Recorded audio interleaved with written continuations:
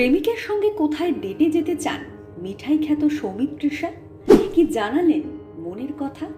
দেখুন, ছোট পর্দা থেকে কেরিয়ার শুরু করলেও জনপ্রিয়তার শীর্ষে রয়েছেন সৌমিত্রিষা কুণ্ডু। তার ভক্তের সংখ্যা যে কোনো টলিউড তারকাদের লজ্জায় ফেলতে পারেন। সৌমিত্রিষার ব্যক্তিগত জীবন নিয়ে কৌতূহল সকলেরই তুঙ্গে।